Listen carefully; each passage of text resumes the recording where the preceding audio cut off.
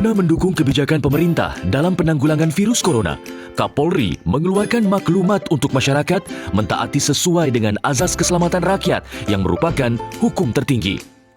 Apabila masyarakat tidak mentaati maklumat Kapolri, aparat kepolisian akan menindak tegas bagi yang melanggarnya dan memberikan sanksi hukum.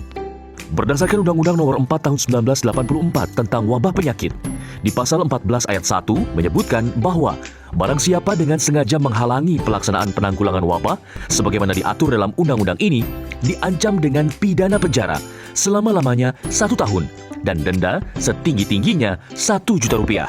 Pasal 14 ayat 2 menyebutkan barang siapa karena kealpaannya mengakibatkan terhalangnya pelaksanaan penanggulangan wabah sebagaimana diatur dalam undang-undang ini diancam dengan pidana kurungan selama-lamanya 6 bulan dan denda setinggi-tingginya Rp500.000. Undang-Undang Nomor 6 Tahun 2018 tentang karantina kesehatan di pasal 59 ayat 1 menyebutkan bahwa pembatasan sosial berskala besar merupakan bagian dari respon kedaruratan kesehatan masyarakat. Pasal 59 ayat 2 menjelaskan bahwa pembatasan sosial berskala besar untuk mencegah meluasnya penyebaran penyakit kedaruratan kesehatan masyarakat yang sedang terjadi antar orang di suatu wilayah tertentu.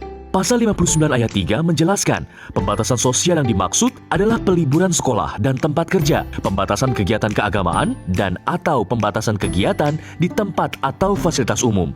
Pasal 59 ayat 4 menyebutkan bahwa penyelenggaraan pembatasan sosial berskala besar berkoordinasi dan bekerja sama dengan berbagai pihak terkait sesuai dengan ketentuan peraturan perundang-undangan.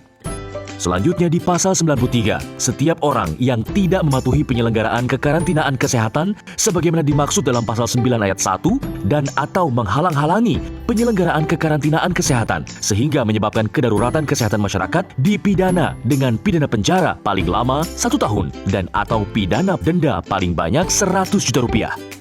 Pasal 212 Kitab Undang-Undang Hukum Pidana atau KUHP menyebutkan barang siapa dengan kekerasan melawan seorang pejabat yang sedang menjalankan tugas yang sah atau orang yang menurut kewajiban undang-undang atau atas permintaan pejabat memberi pertolongan kepadanya diancam karena melawan pejabat dengan pidana penjara paling lama 1 tahun 4 bulan dan pidana denda.